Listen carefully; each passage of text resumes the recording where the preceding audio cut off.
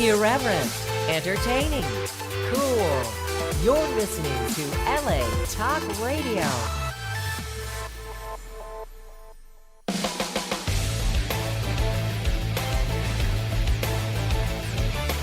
You're listening to the Sheena Metal Experience with your host, Sheena Metal, right here on LA Talk Radio.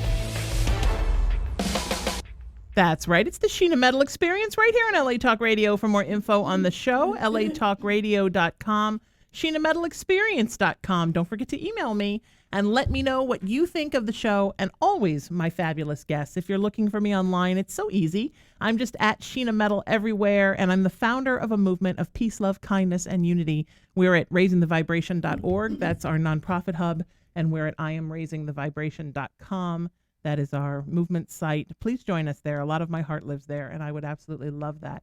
Another place that a lot of my heart lives is in a theater, and that's why every season here on the Sheena Metal Experience, every summer would not be complete if I did not have my ladies out from Theatricum Botanicum. And it's not always ladies, but almost always it's these ladies, and then sometimes plus it's other people on other shows. But please welcome wonderful, in order of if you're watching on video, Ernestine Phillips is here, Ellen Gear is here, Laura Marshall is here. Hello. You're always here, and I love you all so much. And I think this season I actually hounded your publicist. I'm like, okay, come on, where are they?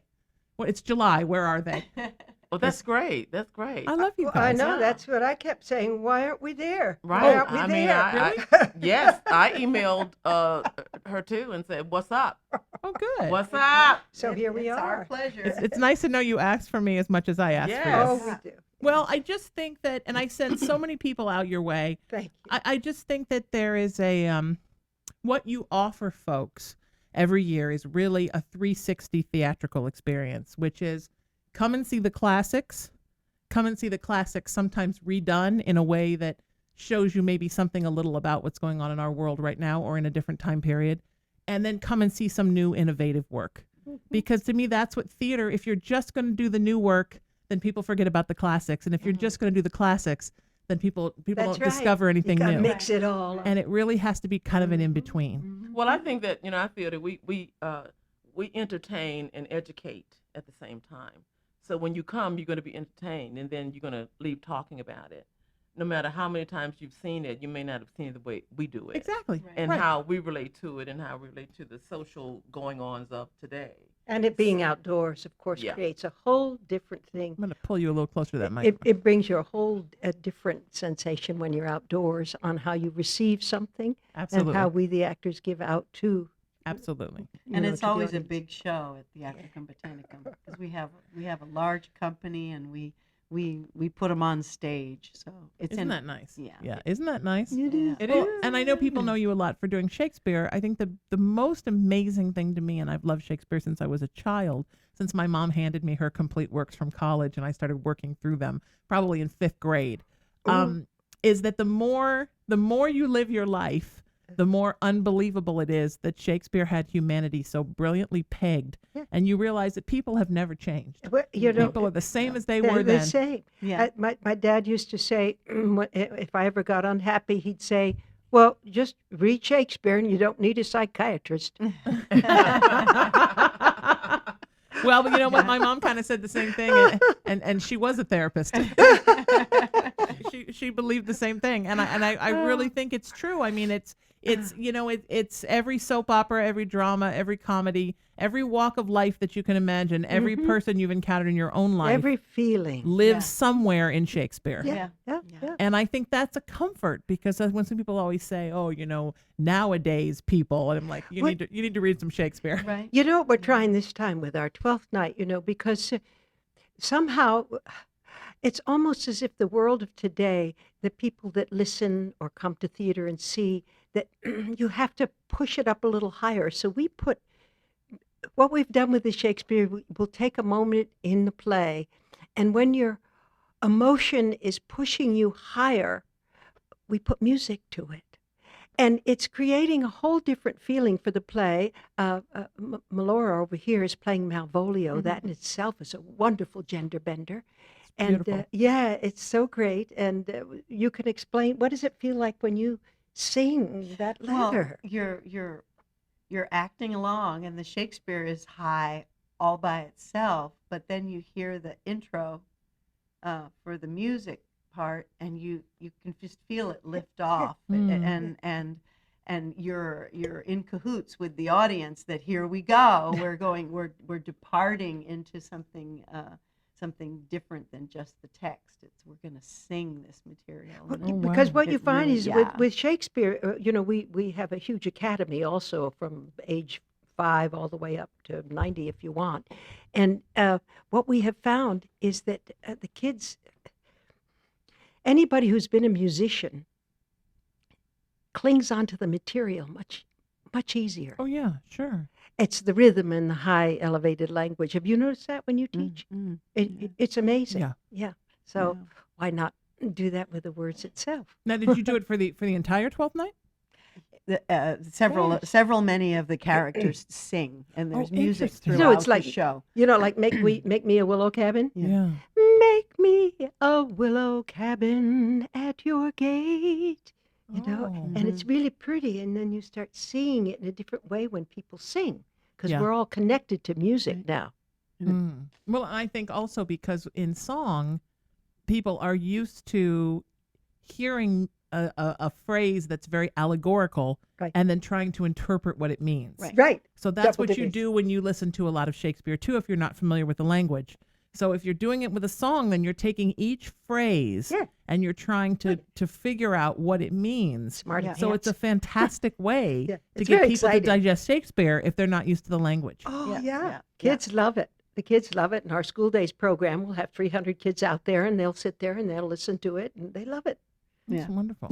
And the audience just adores it. At the end of the show, they're thrilled to death.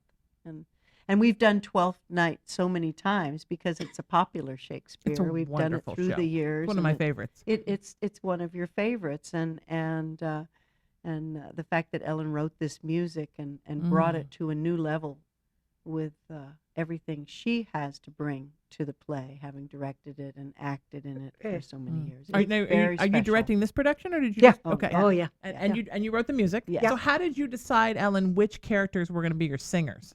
Which characters were going to be in song? I didn't decide. The language decided. Oh, nice. Okay. No, that's fantastic. Are you on the right show?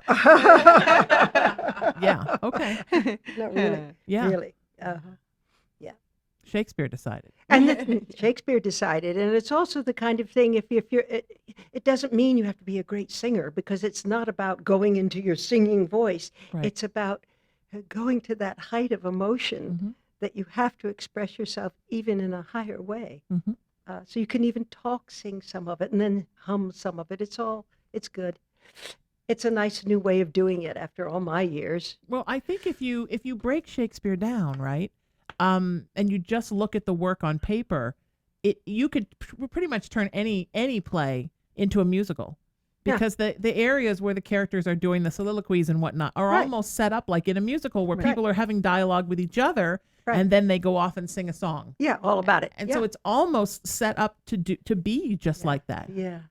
Which is fantastic. Yeah. It's amazing to me that more people don't do it. Well, what they do is they write their own music and their own words, and then they stick it in the middle of Sure. after a scene, then they just stick that in it. But it's not Shakespeare. Mm-hmm. It's them writing music. Mm-hmm. Yeah. It's Yeah. Or different. they take their own stuff and they put it into the shell of a Shakespeare Right. show with the characters, and then put different dialogue and different songs. Right. And not you, man. You're No. you're a purist. We're purist. Right down to the bottom. Have you done this before with Shakespeare, with the music? No, I'm all excited. I want to do it next year for Midsummer Night's Dream. I Oh, think absolutely. That would be It'd be a extraordinary. wonderful one for Yeah, it too. yeah. No, Yeah. it's a new road, and it's nice to find a new road. Melora, what do you love about 12th Night? Well, playing Malvolio is pretty awesome. It's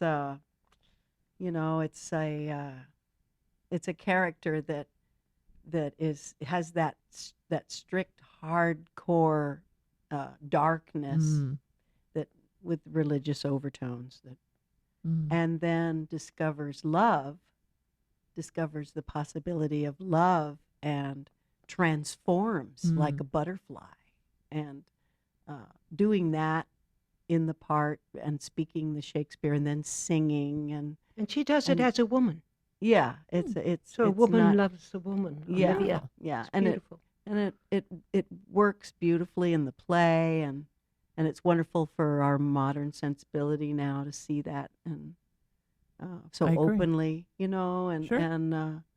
it's like we perform this for school days, and we had, like Ellen said, 300 kids a day coming, and we always have a question and answer afterwards about what the kids thought of the play, and never once was there any question. No, kids are great. They're so great, They're so great. So my Yeah. niece is 10. My They- best friend's daughter is 10. Yeah. And Yeah. when my best friend and I are sitting in a coffee shop talking about a story and we're talking about somebody that somebody's dating, my niece will say, "Oh, is it a man or a woman?" And the first time she did it, my best friend said, "Does it matter to you?" And she's like, "No. I just want to picture the story in my head while you tell the story." Yeah. Just not even doesn't even No. miss a beat. Generation I love Doesn't even this doesn't generation. even It's- miss a beat. it's- Doesn't it's it's not even in their beautiful. ideology Yeah. that it's any different. Yeah, right. yeah, And I yeah. think that's important, not just because we need to overcome what past generations have thought of in regards to sexuality, Right. but even more importantly, gender. Oh, That Yeah. gender yes. is a hump that we need to get over in Oh. the hugest way. Hugest Yeah. way. And I think that sexuality, open to different sexualities, enables people to start to think differently about gender, Yeah. which is the most important thing I think about it. And Because theater is a very safe, wonderful place for people to see it Mhm. come to To life. explore it. Mhm. Yeah, because they can absorb all those different points of view Mhm. from where they're sitting. right down to seeing characters that they Yeah. know of as male Right. being played by women and vice versa. Yeah. Either women playing them as men or changing the character It doesn't to matter. female. Yeah. Either way. Yeah. Doesn't matter. And seeing how it basically always works. Mhm. Yeah. It always fits in. It always works. By 5 minutes into the show, you don't even notice the difference, even if you've seen the show 10 times. Right. Mhm. Because that's what theater does, right? It's the same thing with different people of different ethnicities or people who are differently It's a able. great blender. You put it in theater. It's the same And with it- race. I mean, Right. We started doing this, and it's been going on for a long time, but it wasn't instantaneous. It's been a slow process of introducing all these things. It's beautiful. Yeah. I love that you do it. We with the race thing, it's an interesting thing. We have this new adaptation of Enemy of the People in the 1980s, and we even have a Klan in the 1972. South Carolina. And Ernestine is the major mother in this piece, and it really works because it's basically about water being polluted, and it's going to affect the whole town if they continue to use the source. And By a neighboring corporation, yeah. yeah, by a neighboring. So It's I mean, well, it's a little like Flint, Michigan. It's a little like Flint, Michigan, isn't it? It's where you have polluted water, but I mean, it just deals with the greed of administration of the city, who even though the water is harming people, they're making lots of money. And that's the number one priority for them. They don't care who gets sick or whatever. But yes, this piece is an interesting adaptation, and I thought it was very exciting that Ellen put the a Klan meeting at the top of the show with David Duke and the Klansmen and so forth and on. And these are the people who ran myself and my white husband and out of the town 8 years earlier, and we come back with our children, and he creates this spa to help the economy of the town, but you find out that it's harming people, and he tries to stop it. So it still has the same elements of the original Ibsen, but with racial overtones and situations included in it, because this town where the Klan is still active does not like the idea of this interracial marriage at all. Yeah. well, I don't even know. Oh dear, I'm Oh. so sorry. No, Forgive me. No. I But one thing I've heard from the audience is how much they enjoy our family, because it's a biracial family, and everything is very ordinary to us, and we're used to all kinds of things being said about us, shouted at us, etc. But it's we show this wonderful family of that has fun together, that loves each other, and how important and sort of ordinary it has become. Yeah. Sorry about that, ladies. Somehow your mics are switched. Oh, So really? I'm turning her mic up, and it's your mic, and then you. So you're fine now, Ellen. You can talk. Everybody can talk. That we're having technical difficulties. Please stand by. I was like, why isn't this microphone sounding louder? I don't understand what's happening. And then you talk. There we go. Good. Can you don't be scared to talk now. It's all right. No, it's all Are you right. good? Oh, good. Now everybody's fine. Everybody's But it is a very interesting concept of these two people, the husband and wife together, because as a mother, she's concerned about her family, and as he's concerned about more so is the whole town and the spa that's harming people.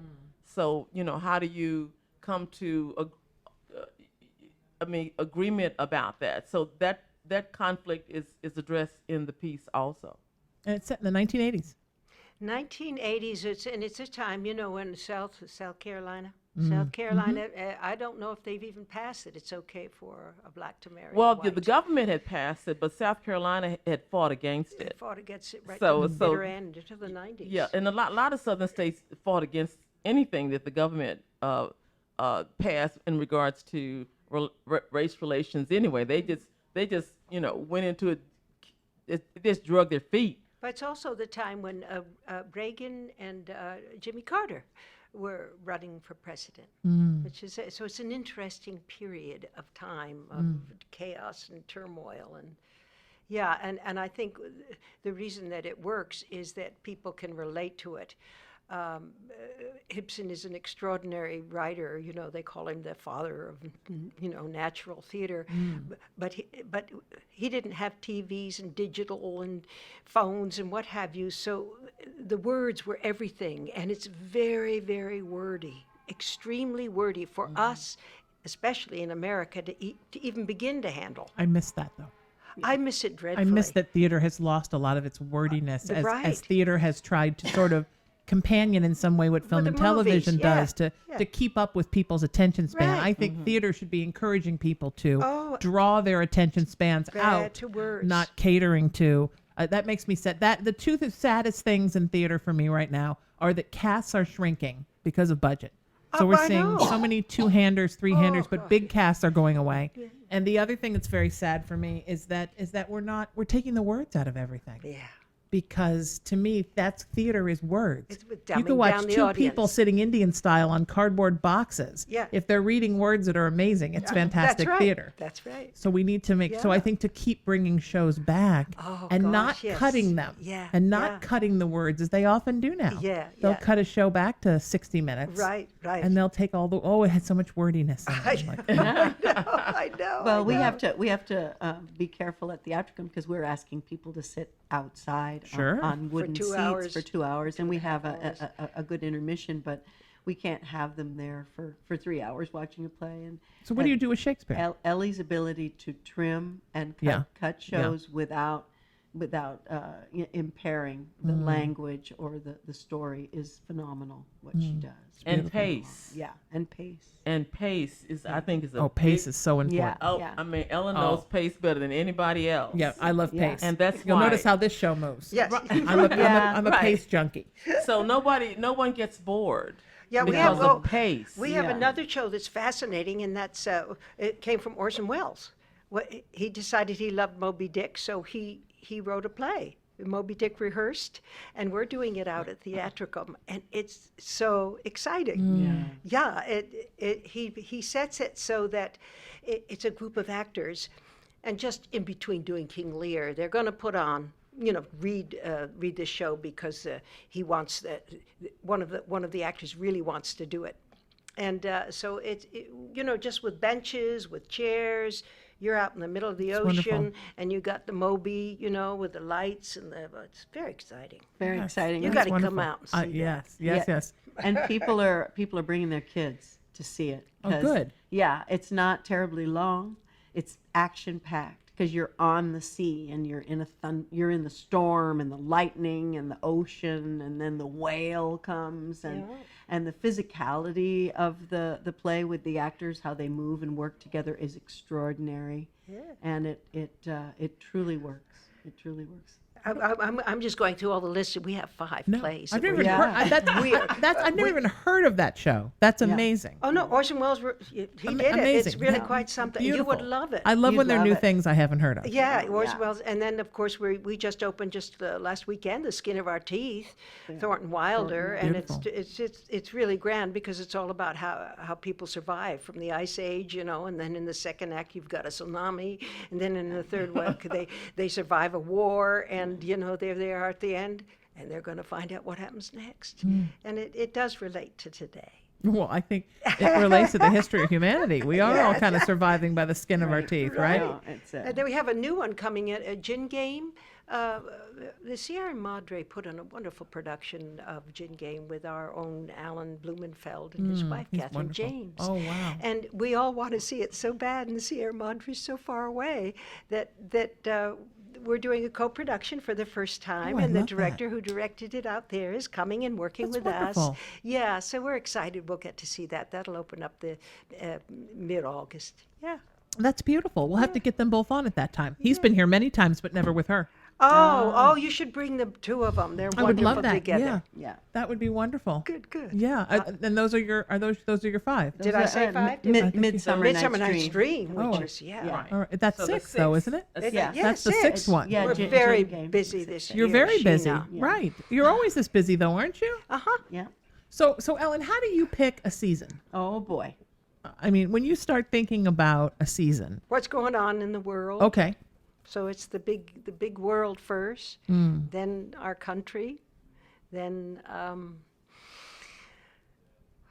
what do we do about it? How can we help people comprehend what's happening? And then I think of our audiences, and then I think of our company, how we can do it, and as season evolves, it's very hard. It takes me a long time. I don't know how people do it quickly. I really don't. I mean, I've already started next season. And is it a lot of research, or is it sometimes like just what we were talking about with the music in 12th Night? Is it almost like just you channel, like a play comes to you and says, "It's me this year"? Yeah. Sometimes it is that. Yeah, the enemy of the people was that. It really was. It took me a year to do it. It was very important to talk about in a theatrical way, rather than being hammered on the press, whether it's the right or the left press, it doesn't matter. How can we get it into people's psyche in a way that isn't PR, I was just talking to Melora on the way here. We used to old Hollywood, and you had stars, fame, all that. Now what it feels like to me is that PR and the digital world, and it's all politics, that there are stars now. It's very, very hard, I think, for people. Well, and it seems to me, when I talk about my peace, love, kindness, unity movement, I feel many people sort of wince when I say unity. And that makes me sad. I know, very sad. Because, our They're country wincing was about founded on unions. unity. And Right, exactly. A more perfect union, right? I worry sometimes that the constant fighting in our country, and I'm speaking now about our country because I've never lived in another country. Right. The constant turmoil and the fighting that we don't even realize on a subliminal level is impeding our quality of life. Oh, it's so Because time spent that could be spent Yeah. enjoying your life enjoying. is now spent in this never-ending us against them. Yeah. And it seems almost as if that's the point sometimes. Oh, sure. To keep everyone distracted But in the they're turmoil. the stars. They're the Hollywood stars. Right, so that it keeps feeding that fame. And I think that human beings are a very volatile animal. I think sometimes we act out of negativity more than we'll act out of positive. If there's a car wreck on this side and somebody's giving away daisies on this side, where are the they cars going? lined up to look? And sometimes we don't get into the social justice place until something bad has happened. We tend to become very complacent. And it has to be personal. And it has to be personal, like how does this actually affect my life? How is this going to affect my house? So as we are growing and evolving, and hopefully as a species we are doing that, I would love to see us working more to a place of trying to think in terms of harmony Yep. and less in terms of how we can benefit everyone's rights and not in ways Absolutely. that we all think of how we can take everyone else's rights away. Yeah. But I think that is deliberate. I do too. It is very, very deliberate and orchestrated so that you that everyone this kind of chaos, because Right. because if we really sat down and thought, then we would see how easily we could all come together and Right. and live That's in it. harmony. The soldiers But- don't go to war. But just don't yes, go to war. But it's, Right. but it's very deliberate. It's I very agree. deliberate because greed and money is at the forefront of all of this. I agree with that too. This has been I've sat down in the back room and planned it out, and we just fall right into it every time. Right. You know. And I say this about women, since we're all women in this room. Mm-hmm. We are the majority of citizens in the United States. We are the majority of people in the world. If we all got together and yes, said, this is yes. going to stop. It's got to But stop. once again, that is That's deliberate Lysistrata. because they have I mean, whether they manipulated us through religion or Right. other ways. or just through sociology and cultural. Exactly. Finances. They And culture, yeah. Yes, that is. It's very deliberate of those that are orchestrating this whole thing, Yeah. and we have to literally just open our eyes and get the blinders off and see, I was thinking take charge of it. how empowering it is for the audience to come together, because I feel that when I'm watching Enemy of the People, because it's got a lot of very dense material in it, but the audience is experiencing it and absorbing it together. Yeah, And that's the- they've come voluntarily and paid their money, and they've sat there and they're watching the play, and you'll hear all these individual responses in the room, and it's almost like people sitting at the dinner table listening. There's an intimacy about the audience watching the play and relating to it. The costumes are 1980s, and the stage is filled with people, and for anybody that remembers the 80s, you feel pulled instantly back to that mindset Yeah. and that what we were right here in LA, and Such a strange decade. it was a very strange decade, and it lends itself beautifully. But I just think, on the coattails of what Ernestine was saying, that there's a spiral of helplessness that can happen for all of us with the negativity and with the planned fear that we all have to absorb. And there's something about watching a play about something really smart, and if it's done well, then it truly it's empowering. It makes you feel like I can think for myself. Because Enemy of the People, I mean, right away you're introduced to the family, and this is a different family than what you're used to in, of course, the European version of Enemy of the People. Right. So right away it's very exciting. We're talking about catfish dinners and all kinds, and kids running in with the dog, and I mean, you know what I'm saying. But So- I think Ibsen would have loved that. yeah. Oh no, he cared about what was going on at the moment. I think that a truly enlightened playwright writes for you to be able to pick that play up and stick it in Yeah, any let it live. circumstance. Let it live. And it flies just as well. Right, and our mayor is a female. A woman Is instead a of a woman man. instead of a man. Yeah, we so changed so there's this bickering, this constant bickering between brother and sister, and how this is affecting the town, Right. and the water and getting things done, and around all of this is the racial aspect of it. Of she was, she's a member of the Klan. Yeah, so you still in the Klan? I mean, it's very exciting. Yeah. It's a very exciting piece. And to see. the actual words that I use when I was doing research on the Klan, I took a speech of David Duke's, took it right out of the book, Yeah. and it's really something about white superiority. And those folks own that. That makes sense to them. Oh yeah, I mean, I'm sure if he knew, he would contact us and say, "Oh wow, can I come?" It's such an interesting thing, being a Really? being a country of immigrants. It's such a strange thing to me. But I have to tell you, I had a car accident. I was in the ER just getting an X-ray, and there was a lady there from Mexico, and she was talking about how she thought all Mexicans should be deported, and how if our now president became president, he was going to do it. And finally, her daughter said to her, "But Mom, you were born in Mexico." And she said, "I know, but I'm in now, and they should shut the door behind me." Whoa. See, And I thought that was such a perfect analogy for what's gone on with so many lack of Americans, unity. irregardless of when our folks came. Yeah. It's this idea, but it's okay, I'm in. And it's the opposite of sort of how I was raised, that you send the elevator down Right. and you pick up whoever needs help and you bring them to wherever you are. Give me your tired, you're Overpopulation. poor. Right. Exactly. That the idea is for us all to help each other. And the more you get in life, the more you should be using what you get to help other people. That's right. Yeah. But unfortunately, I think that's a mindset hopefully we're trying to We're educate trying to folks get back towards. again. Right. Yeah. With and our that's wonderful kids, with our kids. one thing I think was so strange about the 80s was I think in the 70s we were starting to get there Yeah. in so many ways. Well, Reagan. Yeah. No. Yeah, no. Okay, it's a free place to talk.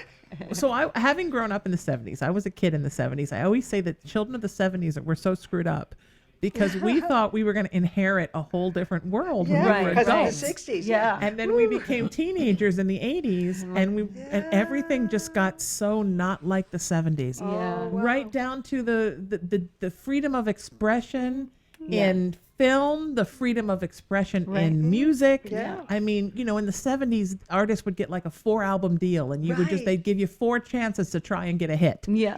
I mean, everything changed, and the corporatization Right. took over everything. And it just was a much different world. And I think we've been fighting to try to get back to that 70s ideology. Yeah. Really since then. No, it's true. But It's you know, true. the skin of our teeth is another one of those odd plays that we're doing, because it is talking about this is what can happen to you if you don't get it together. I mean, the ending of the world. Even though we'll come back and try it one more time, but here we go messing it up. Let's end it again. Yep. And you have this fortune teller rolling in there in Act 2, prophesizing. Yeah. And she has a great time doing it. I'm going to tell you what's going to happen to him with a smile on my face. That kind of thing. Because even in Shakespeare, like Queen Margaret's sort of a prophet. I mean, this is what's going to happen if you're not. I'm a smile and I told you so. That kind of thing. So that's the wonderful thing about the plays that Ellen puts on every year, that you literally leave thinking about what you've just seen. When we talked about theater, that's what I like about theater. It's almost like old theater. When you would go into a play and you would come out feeling differently about a person, or different about an ethnicity. Yeah, different about yourself. About yourself. To me, that's real. That's hardcore theater. Yeah. And that's what Ellen presents at Theatrical Botanicum Theater. It is literally a 360 degrees experience. The thing about a play like Skin of Our Teeth, this is our third go round producing this play. Theatricum is in year 46. We've been doing these plays a long time, and when they get brought back, they have a big bump. They have a huge advantage just in right from the beginning. And I feel like this production, because I've been in all 3 of them. Yeah, but there's three generations. We have 3 Sabinas. Yeah. My older sister and my younger sister, and now my daughter is Right. playing Sabina. No, But it's a trip. 3 generations on that stage doing this play. But the way it was, the way Ellie directed it, and the way it's up there on the stage, it is so lifelike. It has a reality about it, and it's extremely heightened because that's the style of the writing. But it explodes on the stage, and it takes the audience's breath away, especially the second act in Atlantic City. Yeah. And I just highly recommend it because it's rare. A lot of times a theater will do a play and explore it and learn from it, but we've been around this play for decades after, and it's really worth seeing this particular He's production. such a great writer. He's Yeah. a great writer. Yeah. Phil and One of- Wilder. I such mean, an him and important that in our show. town. Yeah, Oh, it's And one other very thing, important. What I think that's important about this theater, and I'm always talking about it, but I just feel I need to bring it up every time I'm in front of a mic or a camera or whatever, and that's the diversity of the theater, the diversity of the cast in these plays. Now, this year in Moby Dick, Gerald Rivers, an incredible African American actor, is playing Captain Ahab. Yeah. Beautiful. Now, I don't know if that's ever been never seen been before, done. ever been done before, but I think that's an amazing thing, and he does it beautifully. You know, he and Michael McFall and whoever else is in it. Yeah. But that's what I like about this theater is that Ellen gives actors of color, I'm not just talking about African American actors, but actors of color, period, a chance to come in and show their chops and be a part of those productions. And the productions are better for it because you do see all kinds of rhythms and flavors and histories that come out as these actors are speaking this dialogue. So for African American theater goers that can hear my voice, come on out to Theatrical Botanicum Theater and be a part of our audience, because I want to see you. I miss you, and I love it every time I look out and see audiences of colors, of all ethnicities sitting in our audience. Well, that's the beautiful thing about theater, right, Ernestine, is if you haven't seen a play before, Yes. and most people in a particular theater at a particular time have not seen that particular show. Right. Right. If they're not familiar with the show, they don't know what ethnicity the characters were written for, Right. or what gender the Yeah. characters were Exactly. written for. Same thing. They just see a beautiful play with characters, Yeah. and they don't think, "Wow, would this play be better if these people were white?" Like they don't have any idea. They just assume that's the playwright's vision, and that's the beautiful thing. Is But they that, also assume because the theater does the classics that it's all lily white, well, and it ain't. well, You know what I'm saying? You see Yeah. classic theater. Okay, oh no, I'm not gonna go. 'Cause, yeah. You know, no. This is a whole, even though, and have been doing it for how many years? 46. 46 years. What everybody else was just staying lily white. For 46 years, the Gears have invited actors of color to come up and be a part of the theater. Thank you, Will Gear, because you started all this. He brought us up. You brought Beautiful. it up like that, and I can say this for a fact because I've seen the archive photos. Yeah. I've seen it. So But don't you think that's the way that even if it had been allowed at the time, it was how Shakespeare would have intended it? Oh, yes. Any yes. humanitarian, any writer like that for would. every company to be a mixture of ethnicities and genders and spiritual beliefs and differently abled folks and able-bodied folks and that's because that's a cross section of humanity. You write for a cross section of humanity. Look, Yeah. I mean, if you really look, in Shakespeare's text, I mean, there are sentences in there that just says to me, he's talking about black people in this here, or he's talking about people of color in this.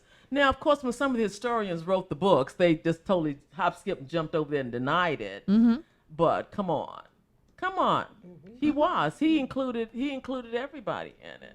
Well, he could see into the future because at that time women were not allowed on the stage. There were no female performers. But boy, does he write female. But he Yeah, writes. beautifully. He writes for women, and he writes for. At that time, it would have been women in the audience gathering all those amazing points and passages to their own heart.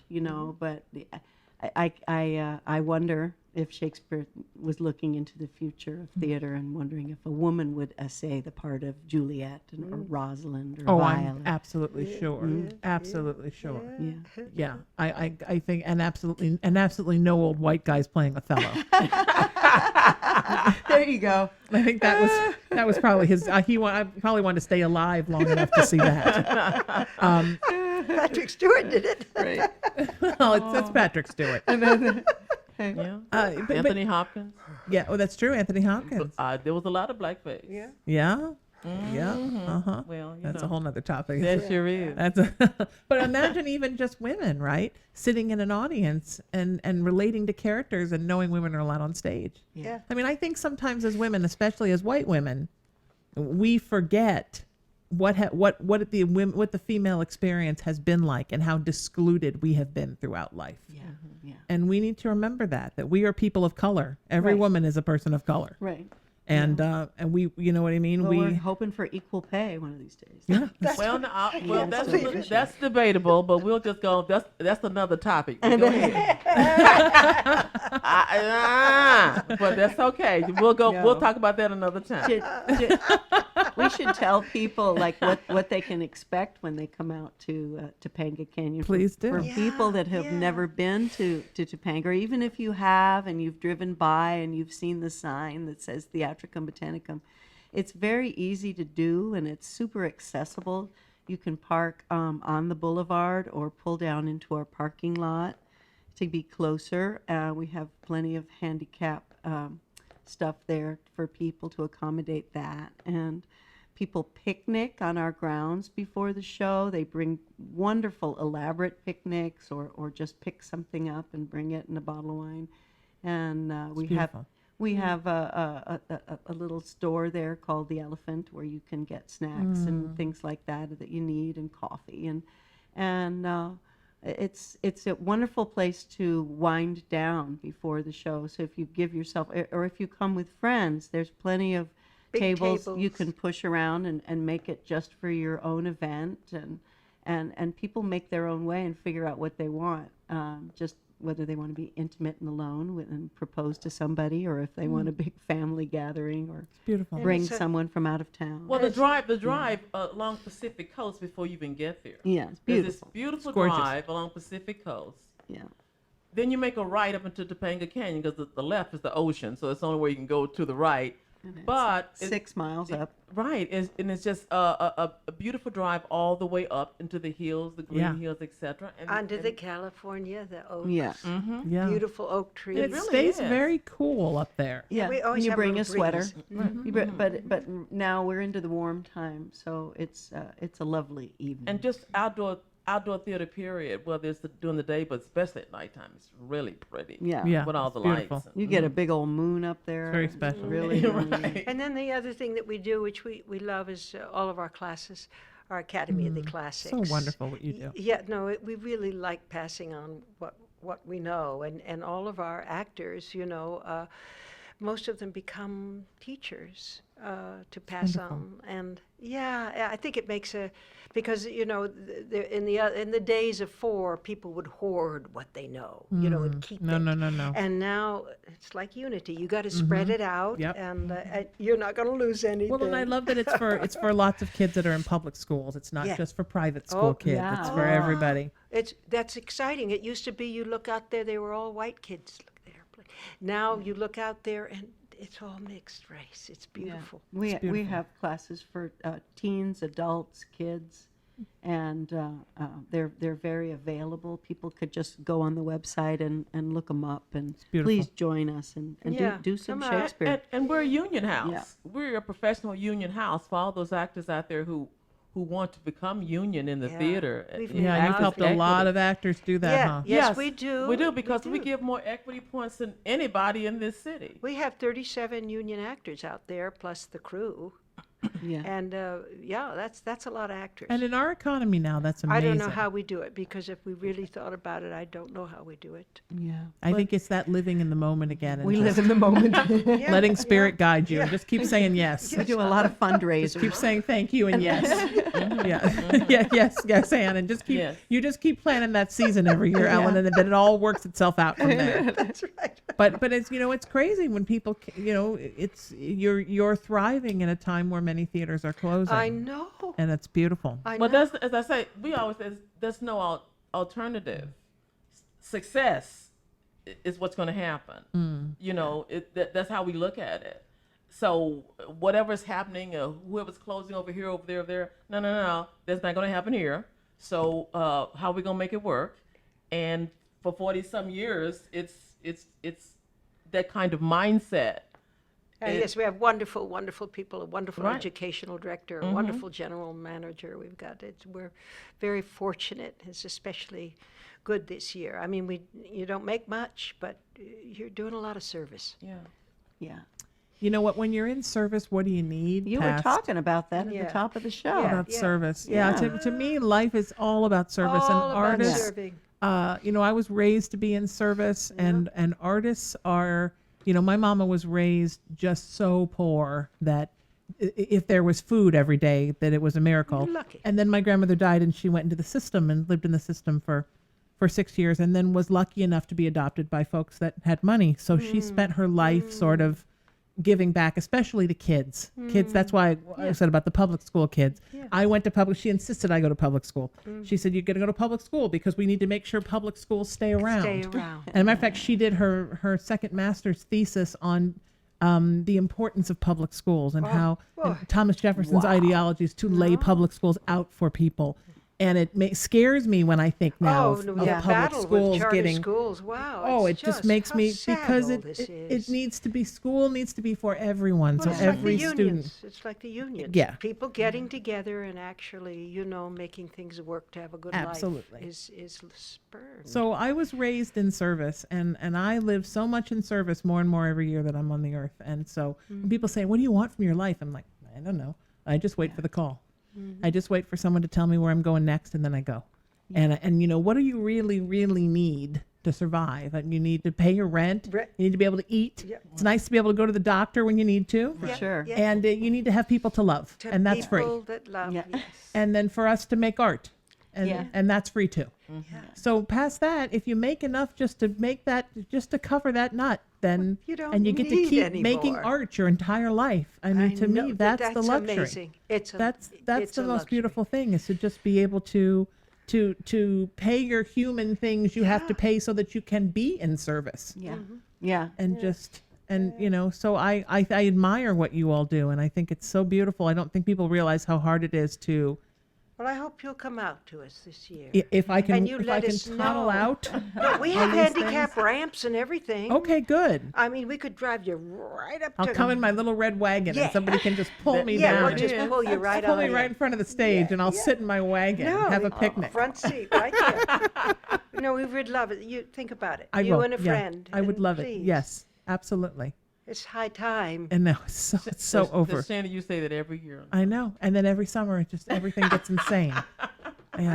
I know. I don't know where the time goes in my life. I know. But I promise you, I will as soon as my legs are healed. Okay. So if it's not this year, it'll be next year. But Yeah, it'll definitely be. Okay. How late in the year can I go?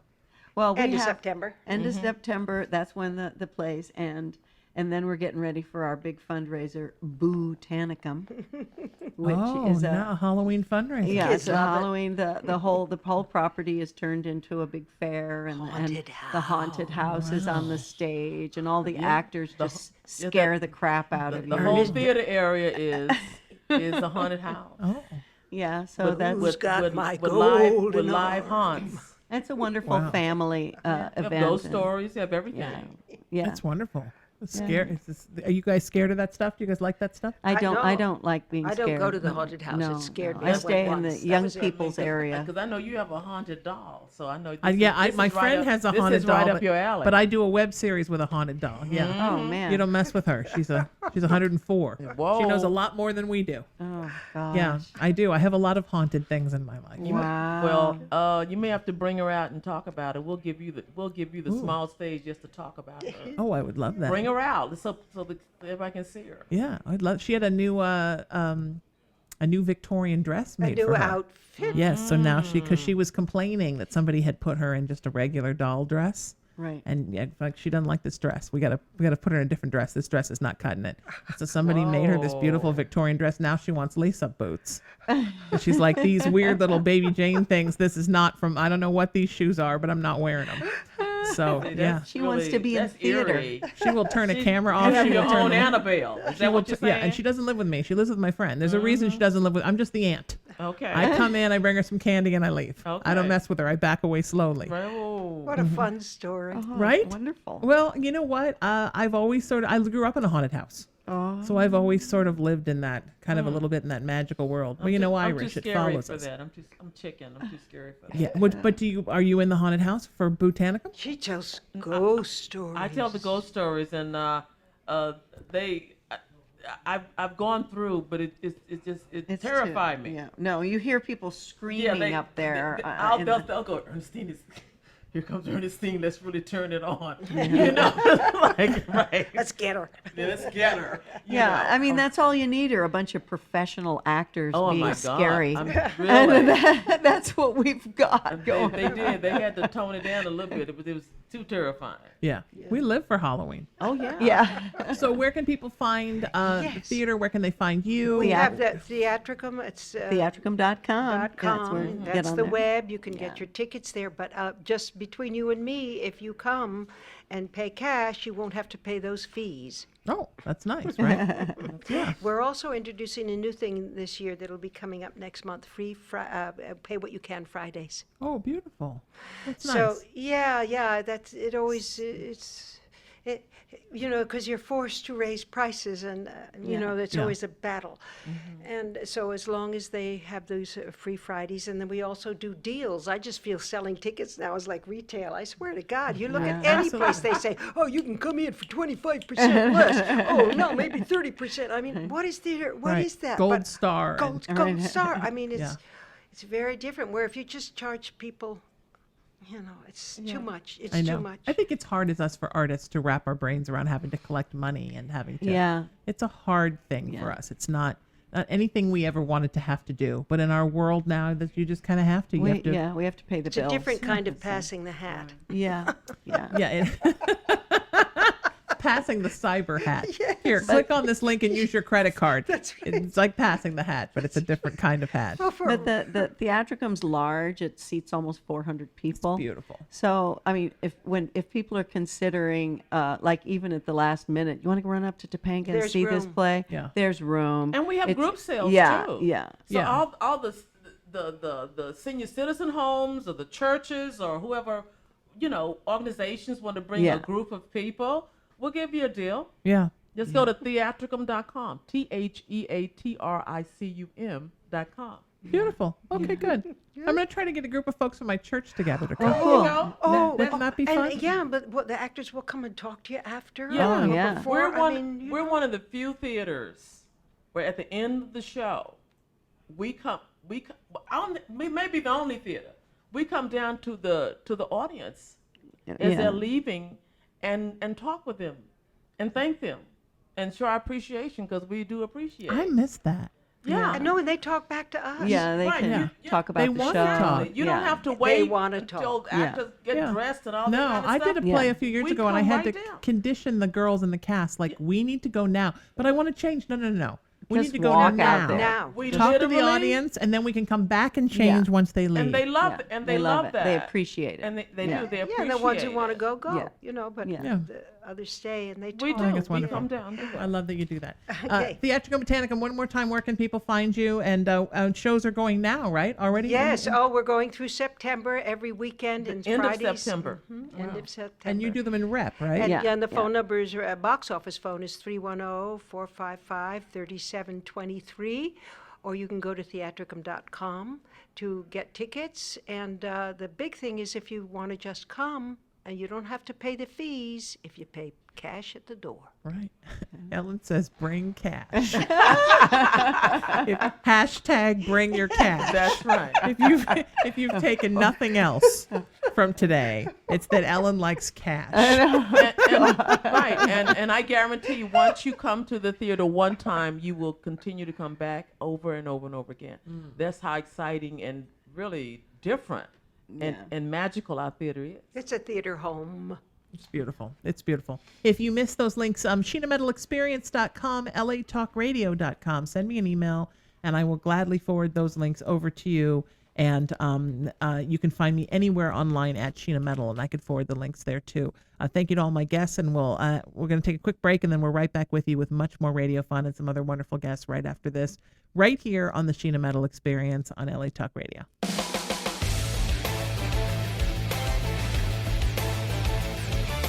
You're listening to the Sheena Metal Experience with your host, Sheena Metal, right here on LA Talk Radio.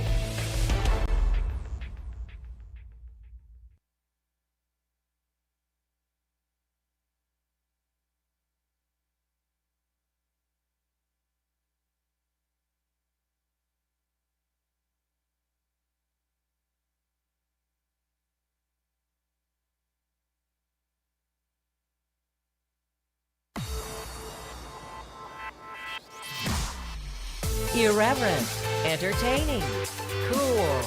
You're listening to LA Talk Radio.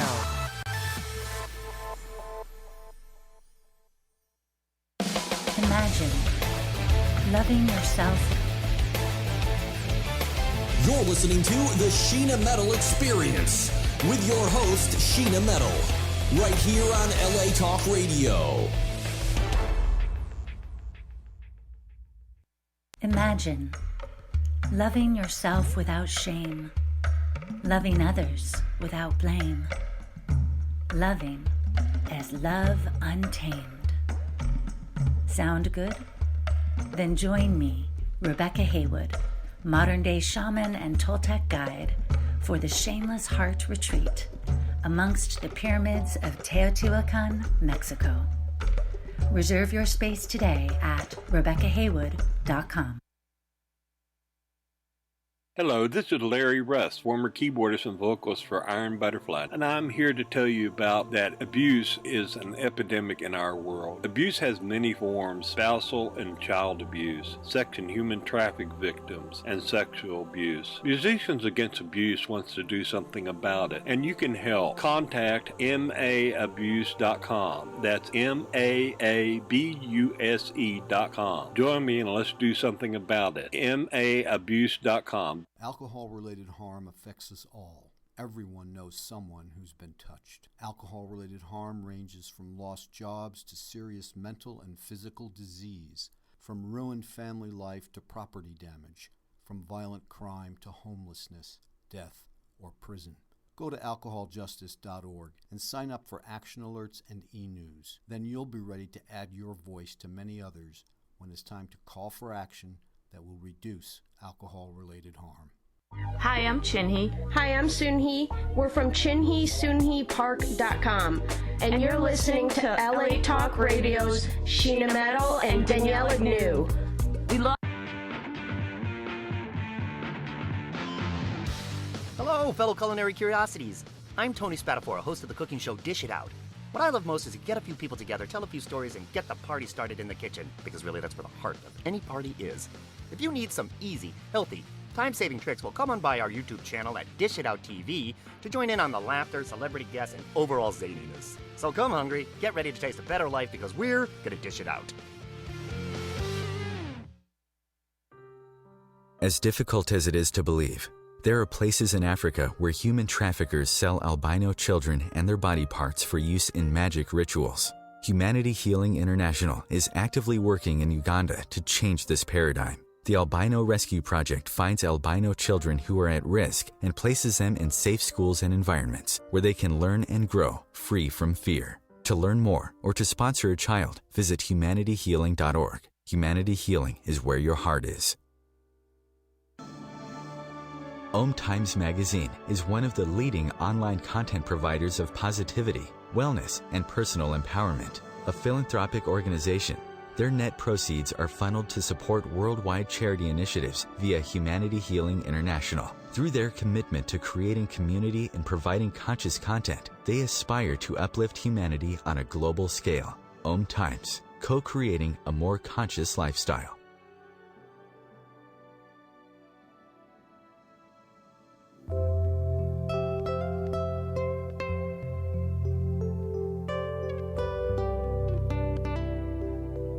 Guitar, an amazing instrument. It has developed into an incredible voice in today's music.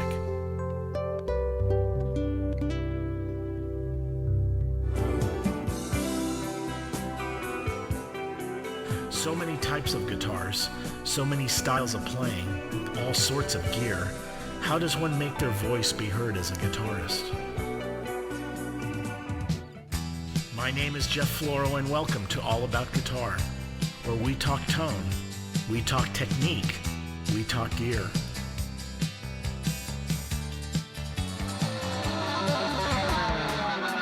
Where we discover how we can become better musicians in a world of constantly changing technologies, where we take a good look at everything guitar, and sometimes not exactly guitar, but just as important, so we can be more successful as a musician in today's music scene. So join me 8 p.m. Pacific Time, 11 p.m. Eastern Time at www.latalkradio.com on Channel 1. And let's explore all about guitar.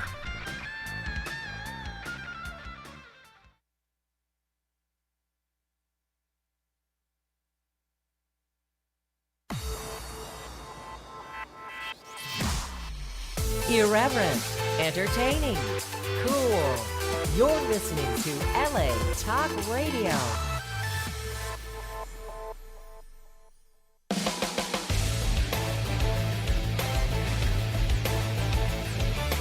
You're listening to the Sheena Metal Experience with your host, Sheena Metal, right here on LA Talk Radio.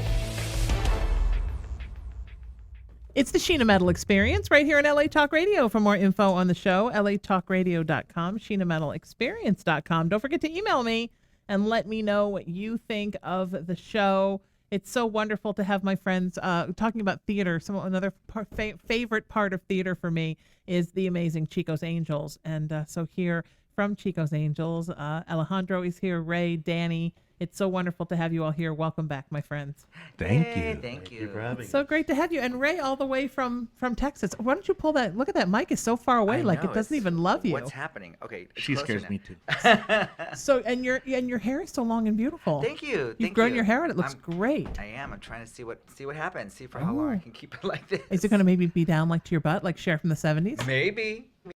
I'm looking forward to that. Look at Danny, you like that.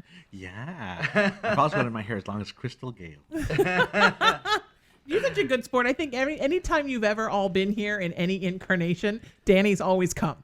Like if you ever missed one, I don't think I have. You're sort of like the Chico's poster girl. Yeah. Like no matter what's going on, even if it's just one Chico's Angels or someone just puts a CH somewhere, you're like, oh, I'm going. I'm there. It's true. It's true. He's easy. And you've been here with us before, but I think only one time. Correct. With everybody. But then you were you've never been here it was with just you and Chico's, just you and me. Oh. When you were doing the bridge. Right. Oh. Interesting. Yeah, Alejandro, big TV star. I know, right? And movie star now. And I know, oh, that's right. Tell us what's going on with you, my friend. Well, I recently had a movie called Papi Chulo with Matt Bomer Beautiful. that released at the beginning of June. Nice. And I was traveling around with it at the beginning of the year, all through Europe and Mexico and stuff. So I had a really, really fun time with promoting that. That's wonderful. Yeah. And you, I mean, you do a lot of television and film. Do you do more of that than stage? No, we've been running for 16 years. Wow. So No, but I mean throughout the year. throughout the year? Oh, yeah. No. As far as like doing plays and things. As much as I can, I try and get a TV series. I'm on a new show on Netflix called Hentified. Wonderful. Which will be out probably at the end of summer, beginning of the year. And then my own production that I'm producing called Funny Brown People. And I'm looking for a showrunner, director, producer. Fantastic. So if anybody's out there, look us up on Funny Brown People. That's wonderful. And isn't it nice to be kind of part of the Chico's family? So then you always have a theatrical thing that runs all the time. Oh, yeah. So you're always on stage. And you know what I found is that every time I'm working with these guys, that I end up booking a job. Yeah. You know. Well, I think that's an interesting sort of spiritual thing about art. Is that the more you do it, the more it comes to you. It's like the object in motion stays in Work motion, begets right? work, yeah. Yes, work begets work like nobody's business. It's true, yeah. You'll never get. Somebody said to me once when I was, I do the vagina monologues every year for charity with a bunch of actresses, and I was sitting backstage with an actress, and she said, you know, it never fails. Like as soon as I get offered a play, then somebody offers me a TV thing right in the middle of it. Yeah. And that's sort of the interesting thing. Whereas, but I think it's because, you know, from kind of a spiritual perspective, and I like to go there a lot, I think you're sort of showing the universe, like, look, I'm interested in working. Look at me working. Even if I'm not getting paid, even if it's not glamorous, look at how I'm always working. Right. And I think sometimes folks talk about working, but they don't maybe want to do the work of working. Because, you know, being in a musical or being in a play or being in a film or a television, it's work. It's definitely a lot of work. I think also, too, it's one of those things where when you're working, it makes you happy. So you have that thing in you that you're like, yeah, you put that energy off. And yes, exactly. It's that energy. And that energy, if you go to something else, kind of goes with you and it makes you get more work, like Yeah. you said. I think So that's why people always offer you gigs when they come and see you in something. Because they see sort of you at your best, where you're heightened with that, and it's all that energy that's coming off of you when you work. But it's interesting. You can see it in the people who aren't there for the art of it. Yeah. The ones that are there for, I'm here to make a quick buck. Yeah. It's like you see it, and then they're the ones who aren't having a fun time. They're, what time do we get off? It's like, Yeah. oh my God, Is there a quick buck? I don't even know what that means. I don't even in art. I mean, I can see if we're all talking about the hooking, but is there a quick buck? I was talking about background in the work, right? entertainment business. That's like a quick 50 cents. Yeah, exactly. But I mean, yeah, you're right. The folks that are just doing it because they think they're going to get somewhere with it, Right. are often the folks that get nowhere with Right. it. I always say when people that come to this town and they're like, oh, I'm going to take over LA and I'm going to show it who I am. Those are the people that you can see their Greyhound return ticket hanging over their head, and it's not long until they're on a bus back from whence they came. Right. Because they're not here you don't show this town how amazing you are. You work in tandem with the energy of this town. Right. It's so true. And I think even if you're just here working and then you're not here living permanently. Yeah. So Ray, you now are living two places. You're going back and forth between here and is it Texas? Texas, yeah. Where are you in Texas? It's this really small town called Bay City. It's where I grew up. I was born and raised there. So I've been in LA for 38 years. Yeah. Wow. So I saw your Facebook post and you seamed excited to be going back to Texas. You know what? It was at the beginning when we first decided. I was a little bit nervous, like, am I ready for that? Is it time? But then we talked about it more. My partner and I, we talked about it, and then being there really it sealed the deal for me. I think it was the best decision for me. And I get to come back and do these shows with these guys, so that's great. It's awesome. Sorry, when anybody talks about leaving LA, I start sneezing. Bless you. No, it's not that. I'm allergic to the thought too. Where is Bay City? It's like an hour and a half south of Houston. Oh, wow. Yeah, we're like close to the beach. I was going to say you're really close to the water. Yeah. Wow. Yeah. That's beautiful. Yeah, it's nice, and all my brothers and my sisters still live there, so I get to see them all the time now. And I still have a lot of friends from high school, and so I see them. It's wonderful. Yeah, it's working out great. Yeah, I did sort of the same thing, except my beach is only 45 minutes south, but I grew up in Huntington. Oh, okay. And I've been living sort of since my mom died. I've been living between here and there, and I'm planning to sort of split my week in half. And like my best friends are down there, and my best friend's daughter, who's like my niece, and my family is there. I don't have any actual family, but my chosen family. Right. And it kind of feels good sometimes to be in a little bit of a slower place and be with your family and sort of make the choices sometimes to have like a human life. Yeah. Because we don't get a lot of that as performers. All of our lives are sort of from this project to the next project to the next project, and you don't have a lot of time to just be. Right. It's always about what's next, what can I do next, right? How I'm gonna pay the bill next, and sustain it. Yeah. Yeah. But I had never been to Texas. We drove through it when we moved out here in 1980 once. And then I went back there in the fall to teach. And then I went back this spring and taught a seminar there outside of Dallas. And I got to tell you, I love it. I never thought I would fall in love with Texas. And all my friends are like, what? I'm like, I know, I can't stop talking about Texas. But it's just, there's just a kind of a lovely, sleepy, genuine, and Dallas is so full of lakes. It has all this like lake energy. It's just really beautiful. And I'm so impressed with it. And, people that come up to my classes are in Houston and in San Antonio and in Austin. And I'm just so impressed with everybody from everywhere. Yeah.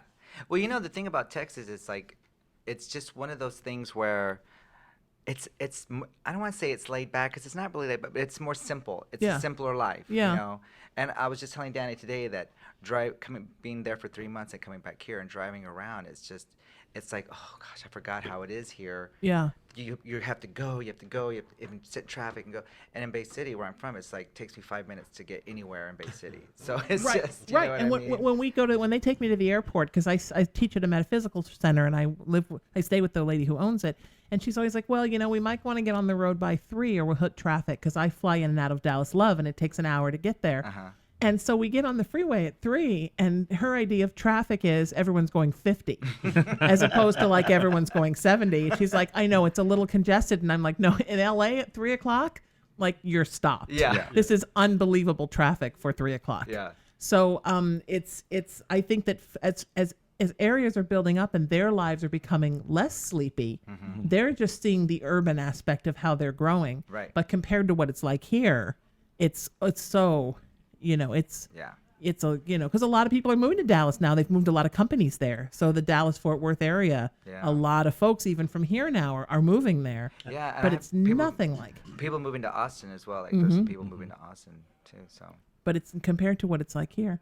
But I love it here. I love this like dirty jungle. Yeah, and I feel sorry for those people because when do they listen to podcasts? If they're not in their car. When do they listen to Exactly. When do you talk to your friends? That's what I do in the car. God bless the Bluetooth. I just sit and talk to people. People must think I'm crazy because my mouth's always moving. So what show are you doing? And is this how many times have you done this one? And look how beautiful. This one is a Fly, brand Chica, Fly. new episode. Oh, you're kidding. We're in the process of creating it. Yeah. Wow. So this is our eighth original episode. Our seventh full length. The seventh full length. no, 7. I thought it was Sixth. Oh, it's our sixth full length. Sorry. Our 6th full-length 2-hour show. Oh, Yeah. okay. So we open August 1st. We run to the 4th, and like Danny said, we're rehearsing it. So every time there's a script, obviously, but then we always kind of add our own things as we go along in rehearsal periods. Yeah, we bring a little bit of our characters too. And you're at my new favorite place, the Colony Theater. Yes. Beautiful. I love the Colony Theater so much. And how cool is it to just be able to pull into that parking structure? That is And then amazing. you walk right into the theater. Isn't like, that when does great? that ever happen? Never. Or you can go to Macy's. Or Yeah. you can do both in one day. Exactly. And we're like a Exactly. 4-minute walk from California Pizza Kitchen. Yeah. Well, and the California Pizza Kitchen. It's Who right doesn't love there. that? It's right there, guys. It's right there. But this episode is based on one of the original Charlie's Angels episodes where they're hired by a stewardess because stewardesses are dying. Oh. And there's a killer leaving clues behind. Oh. So we take that and turn it upside down. And you're in an airplane. Yes, Yes. we are actually in an airplane for at least Act 2. Yeah. Wow. That's fantastic. Yeah. Yes, And you have stewardess outfits. we have stewardess outfits, and each of us has a song. Yeah. Oh. we each sing a number and dance a number. I don't know what mine is exactly yet. I'll have it. I'm like, wait a minute. Don't you guys open in like a week and a half? Yeah, We do, exactly. but that's how the process works. Sheena is That's Chico's. how It's we Chico's work. Angels. But That's how that's we what work. makes it so great. So, how much rehearsal time have you actually? How long have you been here, Rain? How much rehearsal time? Have you got? I got here on the 10th. We started rehearsals on the 12th. Okay. So, all right. and we so have rehearsal tomorrow. So this it's like 3 weeks of rehearsal. yeah, That's pretty and normal. This rehearsal process, this time we're doing it a little bit different because normally we rehearse at night for 3 hours, right? Like Yeah. 3 hours. And so now what we've done is we're doing Fridays for how many 6? hours? 6 hours. So we've kind of short amount of time, but then we've lengthened the days. So now Okay. it's about the same amount of time of rehearsal, but just it's a different concept, I guess. We're doing more hours in a day Yeah. as opposed to more days. As opposed to a shorter time, so you didn't have to be here even Right, longer. the whole time, yeah. Yeah. And where are you rehearsing? At the Colony. Oh wow. There's a place upstairs that's like a little rehearsal hall. space that we can rehearse in. Oh. It's got mirrors and everything. That's amazing. Yeah, it's awesome. That's wonderful. Yeah, and we have a special guest star in the show We this do. time. One of my favorites. Julie Brown is going to be in the show. Wow. She's Because hot. where Kurt Kohler goes, Julie Brown goes. Exactly. Right. Yes, but we're having so much fun with her. She's hysterical. Isn't So she awesome. fantastic? She's She's been here so so many funny. times, and she's really wonderful. She's great on stage. Oh my gosh! And I don't know Yeah. if you know, but I'm kind of I kind of get the giggles on stage sometimes. Like I can't stop laughing. And Sometimes. already in rehearsals with her, I'm already like, oh God, I hope I don't. But isn't that half the fun when you guys cut up on stage? I don't think so. Oh, no, I think that's I think it's fantastic. I think that's half of it. Yeah. How has this show changed since you took it from its home of the Cavern Club to the Colony? Because I think the Cavern Club is more known for that kind of stuff. Cabaret and one person shows and parodies and things where that fourth wall is broken down a lot. Yeah. I think Colony is more known for like straight plays, legit plays where maybe it's a sin to break that fourth wall down. Yeah. Right. Well, based on doing episode 5, Waikiki Chica's there, I think we found like a perfect in between of the two spaces. Because my biggest fear of taking Chico's Angels to a bigger stage was thinking that the small theater space had a lot to do with the chemistry and the ambiance And the of energy show. of everything, yeah. But when we did it at the Colony, that was not lost. That energy and the flow with the audience, the back and forth was really good and consistent. So Yeah. that little fear was baseless. Yeah. And I was nervous about how much space we had, because we're normally in a really small space. And Yeah. we do scenes that way. And I was like, how are we going to fill this whole stage with, with the amount of people that we have in our shows, which is not a lot. But that also worked, because we kind of like, we sectioned it off and used parts of the stage at different times. So, Right. But it worked. That worked as well. I mean, I think we were all a little bit surprised. We're like, wow, this is really working. I thought we're going to need a full set. We're going to have to build a volcano and An office airplane, furniture, roll an airplane onto the stage. Exactly. But apparently we don't. Yeah. That's fantastic. How many people are in the show? Right. In this show, there's so there's 4 with the regular. Then there's Beth, Jenna, Leah, Julie, Dustin, and the guy, I forget the guy's Ben? Ben. Yeah, Oh, Ben. Ben. So that's 6 plus 4. That's 10. There's 10 of us. Well, that's big. That's a big show. Yeah. We normally have like 8, right? Yeah, 8 to 10. I mean, for LA theater, that's an enormous cast. Yeah. Because really. in LA theater, I mean, 4 is an enormous cast. Yeah. So I mean, that's a lot of people. Yeah. So there's 10 of us. Well, I would think it'd be nice to have a bigger stage, because everybody's kind of on top of each other at the cavern. Yeah. That's kind of the fun of it, that you can like see people's butts in the back as they change. But also I would think, as this show has grown, and as wonderful as the cavern is, and as much as it's been wonderful to you. I mean, the truth is, you guys outgrow it. I mean, as you become more and more popular, sometimes you just outgrow a space, and you just need to go to a bigger space. Yet Oscar will still stand right in front of me. It was more understandable on a smaller stage. He does it to everyone. But I mean, it must be nice to be someplace where you can grow. Yes. Yes. Oh, yeah. Definitely. Which is, I think, very wonderful. Yeah. And I know it's hard to leave a place you've been at for a really long time. Well, we love the Casita people. Yeah, and the there's such Cavern good Club. people there. They've all been so good to us over the years, and so it's. But it is exciting to be in a new place with a bigger audience and more space on the stage and more tech that we can use for. Oh the yeah, show. we could actually light certain areas of the stage. Yeah. So. And it's not just those 4 lights. It's that not are just always 4 on. lights. It's like, okay, 2 lights on means you're here. 1 light means you're But here. I see what you mean, Danny, that there was a fear that maybe the sort of the campiness of it would go away when you weren't in such a campy place anymore. Yeah. But it's nice to know that you've now brought the camp to Burbank, a place that's not known for its camp. Exactly.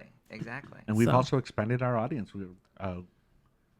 Last time, I think our audience was 50-50 of people who know the show already and people who were going just because it was something new at the Colony. Because they were on their way to Macy's. Yeah. Exactly. And they followed you in. And we got great response. So That's wonderful. Now, was that an original show you did too for Yes. at the Colony the first time? No, that was the second time we did episode 5.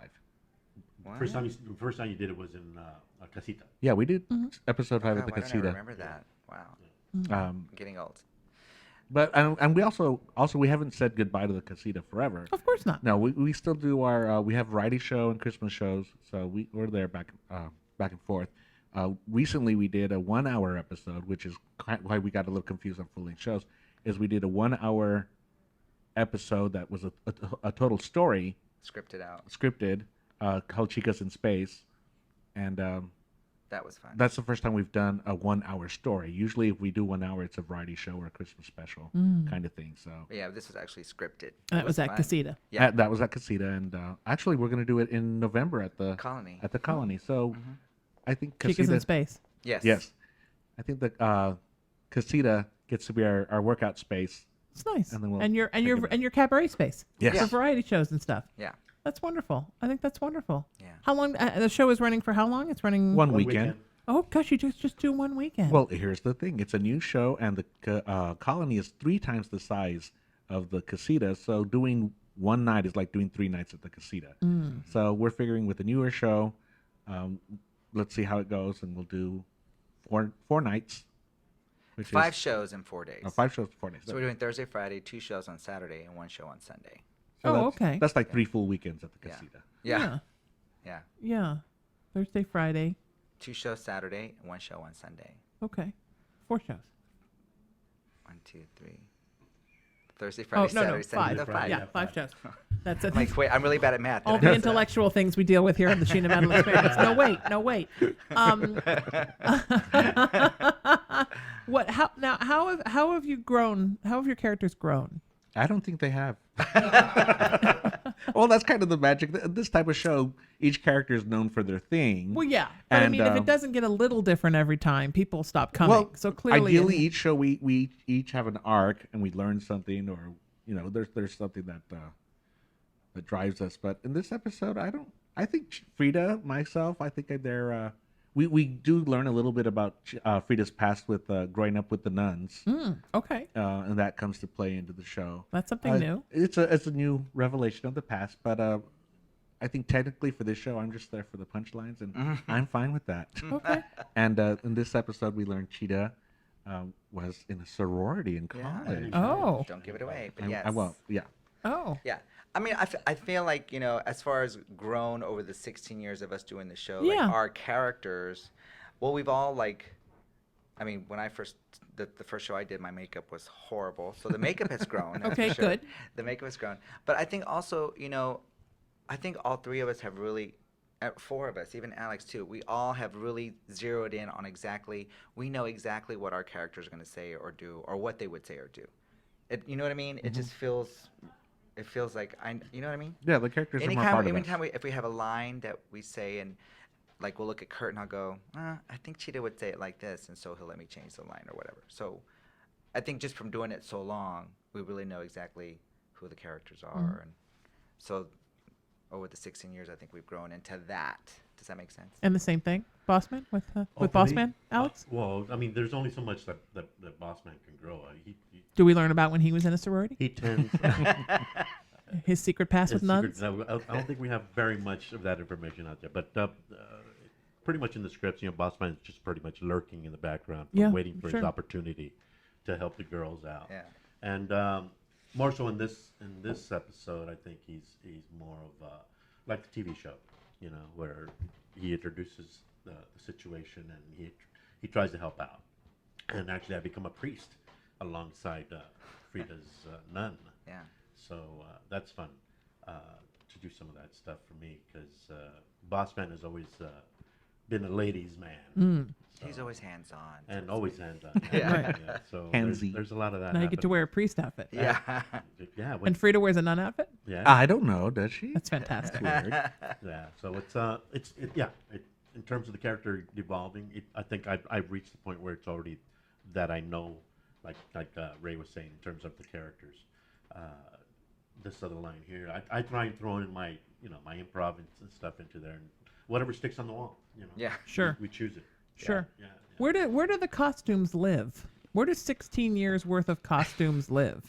They're all over the place. Well, Some are in our closets. We each have our own dresses that we've for the opening scene. We all I have mine. Actually, they're at Oscar's right now because I moved. But Danny has his, and then our ensemble costumes that we've used. I think they have a warehouse, right? They have we have a storage room that houses some of the costumes that we use over and over again. And sometimes we borrow from other places. Bob Mackey has lent us a couple of costumes. Nice. With episode 2 with Charo. Yeah. Oh, yeah. We needed Mackey for that. Yeah. Nice. Did you just call him up and say, "Hey, do you have a nun outfit from the 70s?" Hey, Bob, do you have a nun outfit with rubies on it? Yeah. Something shiny, sparkly, a maybe bedazzled nun outfit. Maybe a few somewhere, cutouts. because We would sure love that if there was one of those somewhere. Because I don't think people think about that when you're in an ensemble thing and you're bringing shows back all the time. So you need to recycle outfits. Yes. Where do they all live? And it's one thing if you're just doing solo shows, so you're recycling your own outfits. Yeah. But I mean to have all of you plus, Other plus cast members yeah. that for people to have 16 years worth of stuff. That's a lot of stuff. And you do themed episodes, because so much of Charlie's Angels, right, was the girls went places and it was themed. Yeah. So you have to have themed things like stewardess outfits Yeah. or a Hawaiian girl outfit. great Yes. cruise ship outfits or Hawaiian outfits or a nun's outfit allegedly. I mean, these are, it's like these are things that you have to find a place to store. Yeah. And I will confess, once in a while when we're opening the show, and go, what are we going to wear for the opening scene? I'm going to have something made. Because it's fun to go shopping for fabric and find a It is dress fun. you like. And Yeah, and do you have somebody who makes all your stuff? we do. It's Carol at Carol's Bridal on Western, and she usually makes quinceañera dresses. Oh, but that's not very far from the Chico's Angels. It's not. Costumes. She made me one. She made me a Casey. Yeah, and I bought mine too. So so she has fun putting our outfits together. She's been doing it for years now, actually. That's wonderful. Yeah. Yeah, but you pick out the material. We pick out the material and find a picture of what we want it to look like, and usually I'll Google Goldie Hawn. Goldie Hawn 60s. Is that where you get baby your doll? Diane Cannon? Oh my God! Is I'll this do where Diane Cannon next. Is this where your outfits come from? Yeah, I look at that and I go, can we do this, but mix it up with this one by Charo? Oh, that's fantastic. What about, do you do the same thing, Ray? Do you pick out material and then decide what you want? And I Google slutty dresses. Okay, that's it. I Just swear to slutty God. Dresses. I swear to God. I Google no slutty decade dresses. particular, just slutty dresses. I think I put slutty tight dress. I don't remember what I put. It's something slutty's in there somewhere. Right. But then I look for the kind of dress, that I would like or whatever. And then, I go buy my material and I take it to Cattle and I show her the picture and she makes me a dress. And sometimes we all do it together. We'll go shopping for material together, which is also really fun. Right. Hit up the Joann's Fabrics or... Oh, we go downtown. Oh, you are serious. Oh, yeah, we're serious. Oh, yeah. When you have fabric for $1.99 a yard. Come on. on. You're not messing. No. Oh, we're serious. Okay. It's serious. That's probably easier for you, Alex. Oh, a lot easier. I just go to the thrift store. Right. Secondhand store, yeah. Yeah, nice. How many plaid shirts can you go through? Right. Hit a working man sale at Walmart. Exactly. I think I've only been through 3 shirts now. That's it? You only wear 3 shirts? 3, well, throughout the years, because I've worn them out. Right. Yeah, so you wear the same one every time? Yeah. Oh. At least for the opening. Yeah, the opening number. And then depending on where the show takes us in situations, like for the Love Boat, I was in... he was Isaac. Isaac, so yeah. Everybody wearing white on the boat. And then Chicas and Chains, they actually got to put me in a skirt that was the first time a boss man was ever dressed as a female. Nice. Yeah, we put him in drag. Yeah, we had drag on top of drag. Yeah. So, but these guys, I mean, the wardrobe that they have is amazing. It's incredible. I'll tell you what's getting more difficult is finding shoes. I used to be able to, there were like 4 or 5 shoes on Hollywood Boulevard where oh my God, I want those. And little by little, they've all started disappearing. And there's like 2. Like at the Fredericks of Hollywood store? That's gone. That's gone, yeah. I think now you got to order them online. But it's so difficult to do that. You don't know if it's going to fit. And right now, one of the shoe stores that I go to, all the shoes have turned into either black, red, or white. And there used to be like rainbow color and flowers I keep and telling them glitter. to go to either downtown LA because I go there to buy my shoes, or I go to DSW to buy my shoes. Because I think for me, it's like it's so important to have comfortable shoes. I agree. So for the show, if I have to spend DSW, a little more, Sherman Oaks Gallery. I just go where the hookers go. Yeah, because I that's could closest tell. to my Fredericks. character. Is it harder to find like wider shoes? Because obviously you guys have wider feet than probably most girls, except for probably me, because my feet are like a Yeti's feet, and I know how hard it is for me to find shoes. So I wide. wear a size 10 girl shoe, and I can fit in almost any shoe. So you don't need to wear wide. Oh, you have beautiful dancer feet. the only brand that I have trouble with, Steve Madden's are a little bit tight, and Jessica Simpson's are too tight for me. They're too narrow. But any other style I can wear, like Guess shoes, I can. Size 10s are aren't really you good lucky? for me. Dan? Okay, in 16 years, I've never learned the label of any of the shoes I've worn. Me but either. I fit in a ladies' 9 pretty well. I do have a wide foot, but I guess... But they have those slip-on ones. Yeah, the slip-ons is usually what I put on. So, the high ones with the plastic, those across, and they put their foot like in. candies. Yes. Yeah, there we go. Remember candies? Yeah. Those are the best. Does your mom know you're wearing her doilies on your feet? Yeah. And the bottom was like dried rubber cement. Yeah. And the candies. It was terrible. Oh my God. So terrible. That's so funny. Yeah. Oh, that's great though. But so it's easier to find shoes than you think. Yeah. Yeah. Well, no, not anymore. It used to be. It used to be fun and easy. Because they've closed those stores in Hollywood. I mean, for them. Yeah. I still go to my The fun shopping is gone. But now I would think they're advertising. I just was driving the other day to my beach place, and they had a big billboard by the side of the road that said like women's shoes, sizes 8 to 13, wide sizes available. Next time I pass it, I'm gonna write it down and text it to you. But because first of all, girls are getting bigger, people are getting taller. We're becoming a fatter country, which often means wide feet.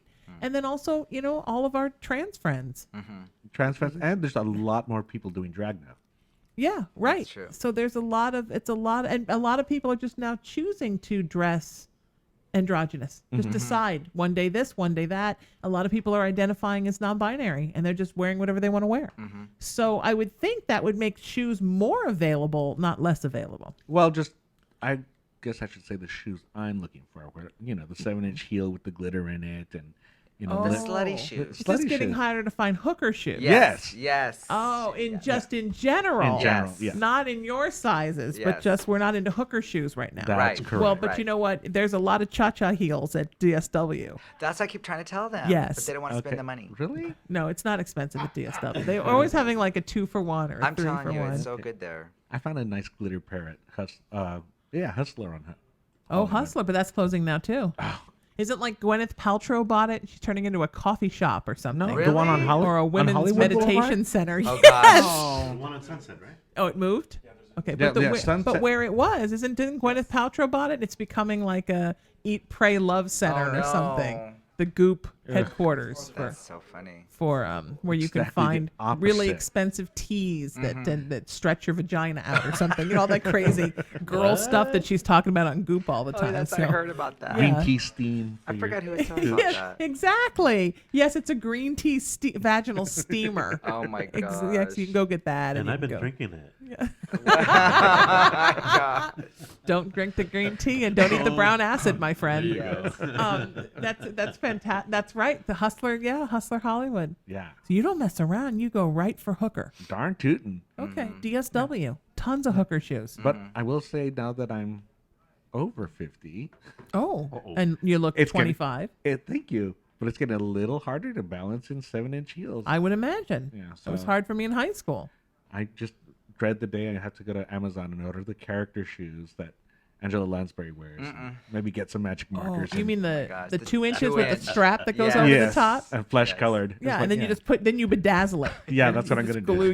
you glue your glitter Glue the all stones, over it. Glue the stones. The rhinestones. Yeah, because you wear them high.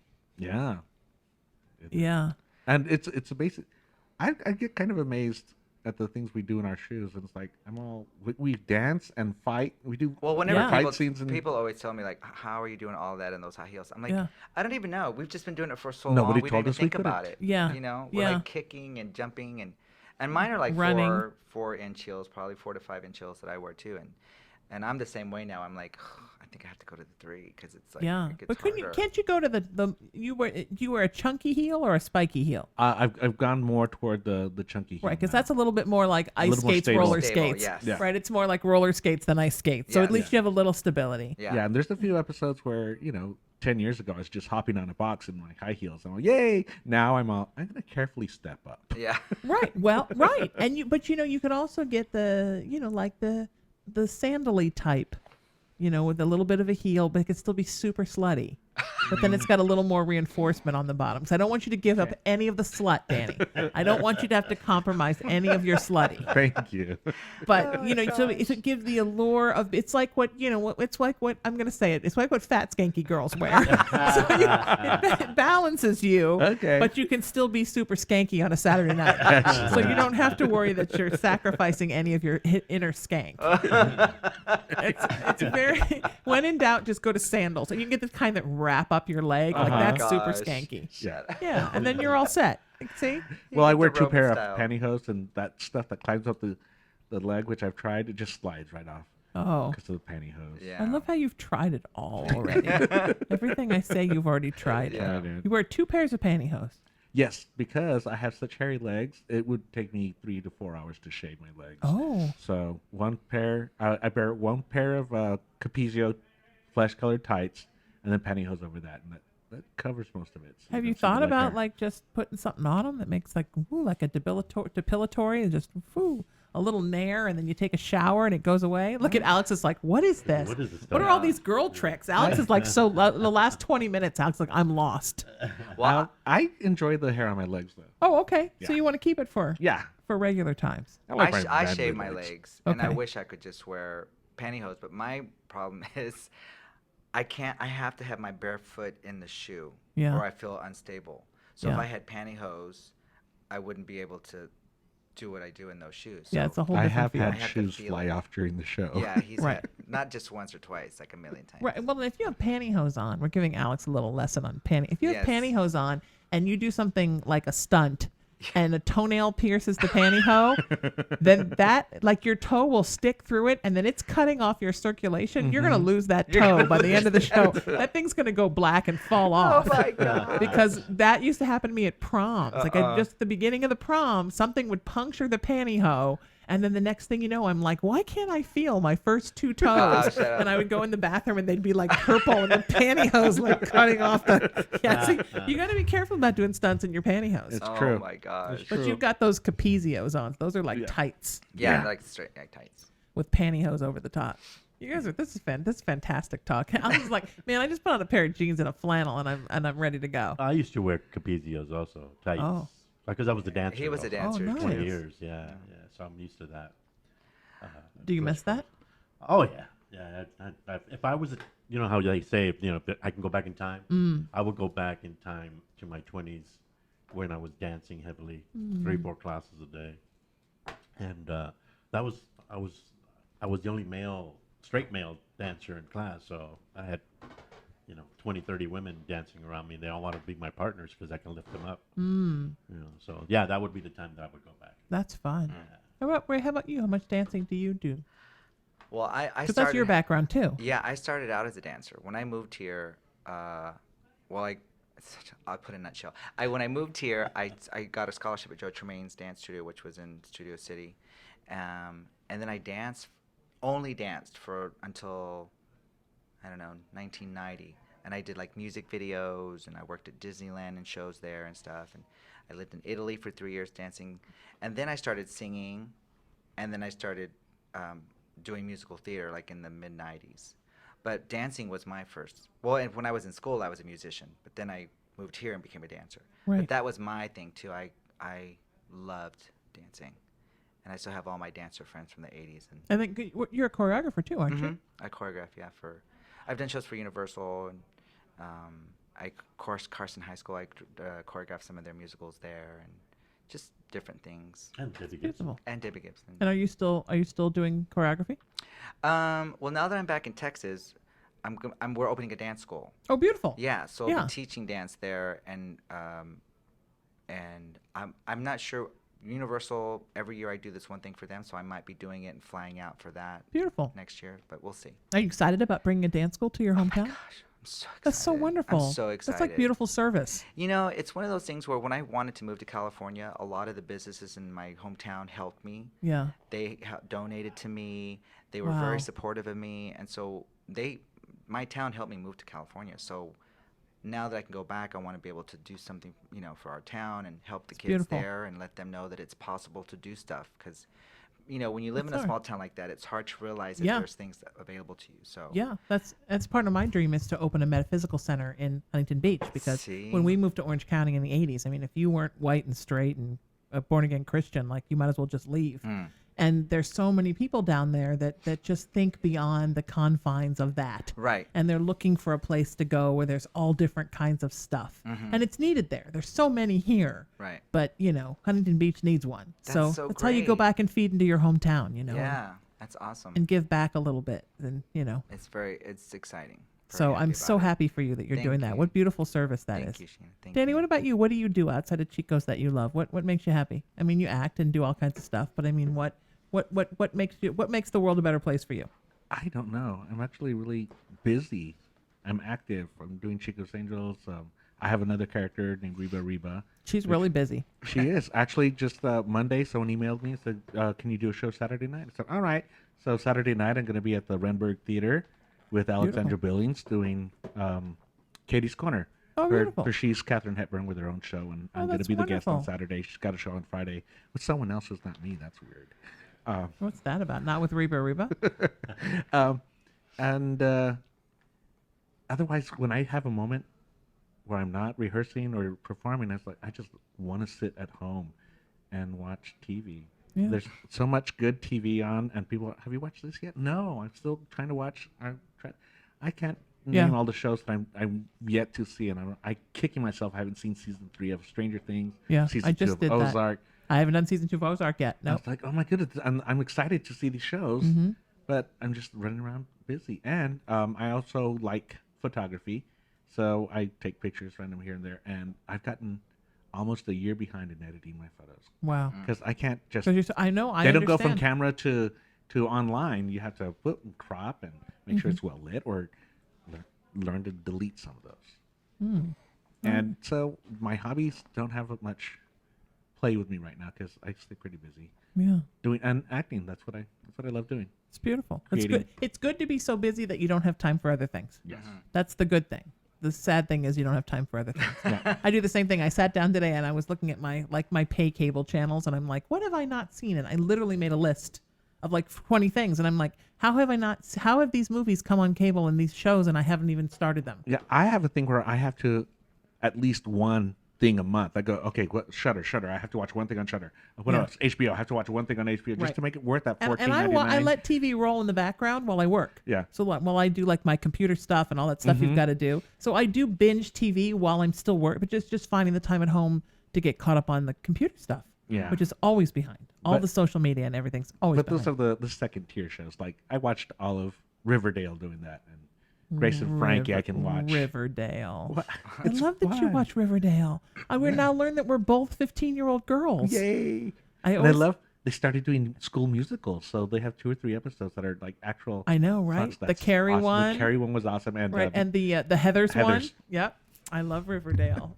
I always tease my best friend and I watch it, and I'm always like, "Oh, look, we're 15-year-old girls." And You Archie's watch- hot. Yes, agreed, and a redhead. So I'm Irish, so I love that. There you go. Are you watching the Chilling Adventures of Sabrina? I'm killing myself because I haven't watched season 2 yet. Oh, but you must. Yes. You must wait till you see how hot Satan is. Oh my God. Satan's hot, people. I can't Alex, how about wait. you? What do you do when you're not being an actor, my friend? Well, I kind of travel around a little bit. I got some free time, so I ended up going visiting family up in the northern coast, central coast actually, Santa Maria. Is that where you're from? San Luis Obispo. I was born in Santa Maria, but raised in Compton, Long Okay. Beach area. But my mom's side of the family is in Santa Maria, so we used to go there during the summers and work in the fields with my aunt. And I like going back there. I go to Avila Beach, Hot Springs, and visit Avila. And there's a bunch of hot Beautiful. springs that I go. I've never been up there. Oh, I've never been to a hot spring. I haven't either, actually. Is that magic? For me, it is. I go. That's where I go and de-stress from what's So happening. you actually go sit in the hot spring. I go and it's sit- like nature's jacuzzi. Exactly. Are you naked? There's two. No, there's a bunch of people around you. Oh. Are you naked? Yeah, I was going to say I'd still be naked if Oh, I'm I didn't naked think underneath people my would run out shorts, screaming. yes, I am. But, So there's it's like a public nature's jacuzzi. Avila Hot Springs is like a swimming pool with a side pool where the hot water is coming out. And then I go to this other one, which is more natural, just a mud Yeah. a mud pile there that you can go in there and swim. That one's in Paso Robles. Beautiful. So I got a couple of places that I go to, depending And, on. and is that like a spiritually renewing experience? For me, it is. To sit in those? For me, it I'm is. all about the hot water. Yeah, the hot water. And, No, I seriously, I hot tub like every day if I and the can. minerals. Really? Yeah. Yeah, that thing about hot springs is that it's heavy. Right, it's minerals. no chlorine, which is probably No chlorine, fantastic it's for you. heavy mineral content. And Yeah, you're talking about I would minerals love that to go were- do were that. part of our, Yeah. our being in that respect. No, I believe water is very renewing. Mhm. Like to sit in water is like a fantastic place to recharge. Even the ocean. Yeah, even the ocean whenever I can, but the ocean's freezing. So I do that visiting my family up north, and I have family down in Lake Paris area. Whenever I say Paris, people think, "Oh, you're driving to Paris." Yeah. Yeah, I'm You're like, driving- no, I'm people, driving to it's Paris. Lake Paris. Don't get that excited. So we got family get-togethers that we frequent once a month. Every family member has a month that we all get together and have like a barbecue and get gathering. So That's that's my wonderful. during the days, and then the rest of the time I'm auditioning or rehearsing with Chicos or going to the movies. I go to the movies a lot. I kind of help the movie industry. Yeah, you by go out and actually sit in a theater, sit in as a it should theater. be. Yeah. I need Yeah. to do that more too. I Yeah, haven't- me I haven't seen too. a movie in a while. I've been less and less because less time, but Yeah. I love going there. And actually, next week I'm going to New York. Good for to you. support Broadway because poor Broadway's had their best year last year, so this year I'm trying to help. They didn't make pay it their good. lighting bill the other Yeah. day too. Yeah, what are you seeing when you're there? Beetlejuice, Tootsie, Moulin Rouge, Hadestown, and both parts of Harry Potter. Oh, basically every movie. Every movie. That's Yes. now a play. Yes. Now a musical. Except Hadestown. Except for Hadestown. Yeah. Yeah, isn't that interesting how we now just want to go see all the movies we loved I know, in isn't that musical crazy? form? That's crazy. Are there not any new musicals? Like, shouldn't there be more new musicals? It's sad, but producers are more willing to take a chance on a familiar project. So strange. The Prom, I love The Prom. That's an original show. Yeah. And that is the funniest thing I've seen in years. That's one of my dream vacations, though. Is just to go to New York and just see a different musical every night. Yeah. Another one is to go to Vegas and see a different Cirque du Soleil every night. And then the last one is to go to Washington, D.C. and just spend 6 weeks at the Smithsonian and like literally see every building. Wow. Those are my 3 dream vacations. They're not very exciting. They're all super nerdy. All my stuff is like super nerdy. I love them. No? Yeah, nothing's like, oh, my dream vacation is like go to Turks and Caicos to a Club Med. It's like, no. It's just culture, art, and culture. That's all I'm interested in. Yes. That's awesome. Though. Where can people find? Where can they find the show? Where can they find you? If you need to look at that, look how I miraculously made that appear. Thank you. That's magic. Oh, you can find Chico's Angels at the Colony Theater in Burbank on August 1st, 2nd, 3rd, and 4th with tickets available at chicosangels.com. You can find me, Danny, on Instagram with the name No Fat Dogs with a Z. There's a little story for the You No Fat Instagram a Dogs. lot. I tried to. Well, we have the Chico's Angels. I have my Frida Instagram and my Reba Instagram. Wow, that's a lot. He has a lot of them. No Fat Dogs. Yeah. No Fat Dogs. No Fat Dogs. And I have a blog called diealonewithme.com. Beautiful. It's about the fun and no fun of being single. Oh, It's, nice. it's actually really good. We can die alone together. Yes. Now, That's exactly that what was it is. depressing. Well, it's like the Golden Girls. Yeah, right. It's like the Golden Girls. It's like they're technically dying alone because Exactly. they're not You married. bring the cheesecake, and I'll adopt 10 cats. There and you we're ready to go. We'll die alone together. Ray, how about you? Where can people find you, sweetheart? You can find me at Ray Garcia, at Instagram, Ray Garcia 6. Because I'm the 6th boy in my family. I have 5 older Beautiful. brothers. So Ray Garcia 6. You said chicosangels.com. We also have our own. I have a Cheetah Parole Instagram, and we have a Cheetah Parole Facebook page and a free label. We all have our own. Oh, that's beautiful. Boston has one too. So you can find all of us on Facebook. And yeah, so that's it. Beautiful. Alejandro? Same thing. Facebook. You can find me Alejandro Patino. I have one acting one and one family one. Beautiful. And then on Instagram, I'm Alejandro Patino 12. And I just post a lot of jokes and memes. They're really funny. Stolen memes. It's like one of them, for example, was my grandfather, my grandmother, rest her soul, she died at 85, and she never needed any glasses because she just drank out of the bottle. That's fantastic. Stuff like that. You know? I love you guys, and I always love when you're here. I love when there's a new a new Chico show, just so I get you guys in here. And Ray, it's nice to have you in here. I don't always have you in here, love. It's good to have you. Sheena. Danny, beautiful. Alejandro, you know I love you. You're always welcome. If you missed any of those links, SheenaMetalExperience.com, LATalkRadio.com. Send me an email, and I will gladly forward the links over to you. Find me on social media everywhere at Sheena Metal, and I am the founder of a movement of peace, love, kindness, and unity. We're at raisingthevibration.org, and I am raisingthevibration.com. Till I see you next time, it's the Sheena Metal Experience on LA Talk Radio, and you know what happens here, my friends. I know you do. Every Monday through Friday, 5 to 7 p.m. Pacific time, we rip the veil off the human sideshow and expose those big old Homo sapiens at their most bizarre sometimes and at their most beautiful every single day. And you know it's my show, and that's true, my friends. It is indeed my show, but what it really is, always and forever, it's your experience. Thanks for listening. Have a great night, and I'll see y'all tomorrow right here on LA Talk Radio. Irreverent, entertaining, cool. You're listening to LA Talk Radio.